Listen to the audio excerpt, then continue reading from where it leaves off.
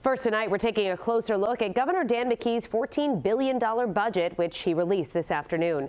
Thank you for joining us. I'm Shannon Heggie. I'm Mike Montecalvo. Alex Torres-Perez goes over how he plans to close a $200+ million deficit and how it will impact you. Alex? The proposed budget does not include any broad tax increases, but it does include several proposals where you will pay the price. For the first time in years, Rhode Island is facing a budget deficit, projected to be at $222 million as federal COVID relief money dries up. Those record surpluses are gone. The federal money is winding down, so we had to learn to live within our means again. Governor Dan McKee's plan moves money around and reduces spending to help close the shortfall. But he's also eyeing new revenue sources. But we had to come back down to earth. McKee says his $14 billion spending plan does not include any cuts to critical services or broad-based tax increases.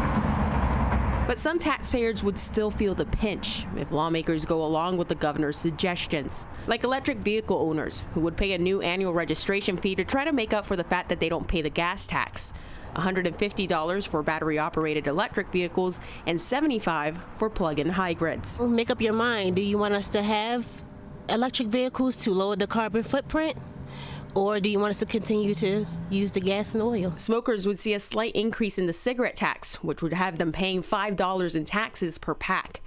The governor also wants to start charging the 5% state hotel tax to whole home short-term rentals, which are exempt from the tax right now.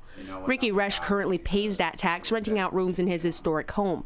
But he says many of his guests aren't vacationers, but long-term guests who are in need of housing. In my mind, there is a niche for short-term rentals where people aren't looking necessarily to be in a hotel, but they are looking, they need to live here for a little while. The governor is also looking to add a new 10% digital advertising tax aimed at tech giants like Meta and Google. And he plans to turn the truck tolls back on by next year. So we are booking about $10 million of revenue in fiscal year 26. The governor's proposed budget will now go through a series of committee hearings in both the House and Senate. The General Assembly will then create their own version of the bill sometime in May or June.